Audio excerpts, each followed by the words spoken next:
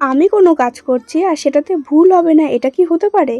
কি ভুল করেছি সেটা তোমাদেরকে পরে বলছি। তার আগেই বলি, অনেক আশা নিয়ে বসেছি এই ভাইরাল স্টিকারটা বানাতে। কম বেশি তোমরা তো সবাই দেখেছো এই স্টিকারটা।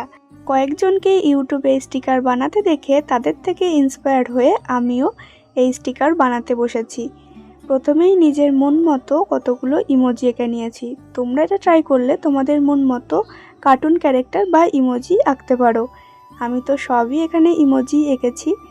এরপর সবকটাই ইমোজি আঁকা হয়ে গেলে গোল গোল করে রাউন্ড শেপে কেটে নেব। আর এই সাদা বর্ডারটা আমি রেখেছি, তোমরা চাইলে নাও রাখতে পারো।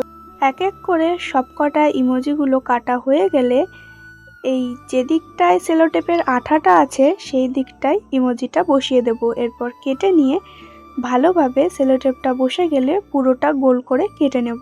এই স্টিকারগুলো আগেই কেটে রেখেছিলাম। এরপর একটা তেলতেলে টাইপের কাগজ লাগবে, যাতে এই সেলোটেপটা দিলে কাগজ শুদ্ধ উঠে না আসে। এই পদ্ধতিতেই আমি ইউটিউবে স্টিকার বানানোটা দেখেছিলাম, সেইভাবেই করছিলাম। তারপরেই তো গন্ডগোলটা হলো। এই কাগজটা এতটাই শক্ত ছিল যে সেলোটেপটা খুব ভালোভাবে লেগে গেছে আর কাগজটাই ছিঁড়ে গেছে। তো এতগুলো স্টিকার তো আমি নষ্ট হতে দিতে পারি না, এই জন্য আমাকে পদ্ধতিটা চেঞ্জ করতে হলো। আমাকে আমার মতো করে স্টিকারটা বানাতে হলো।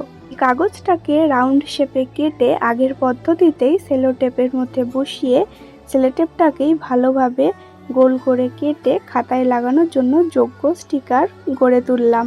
আমার মনে হয় এই জায়গায় বাটার পেপার থাকলে বেশি সুবিধা হতো, তাহলে এরকম কেলেঙ্কারি আরও ঘটতো না। তোমরা ট্রাই করলে অবশ্যই বাটার পেপার দিয়েই ট্রাই করো। ভিডিওটা কেমন লাগলো অবশ্যই জানিও, ভালো লাগলে লাইক করে দিও। দেখা হচ্ছে নেক্সট ভিডিওয়। আর সাবস্ক্রাইব করতে ভুলো না কিন্তু।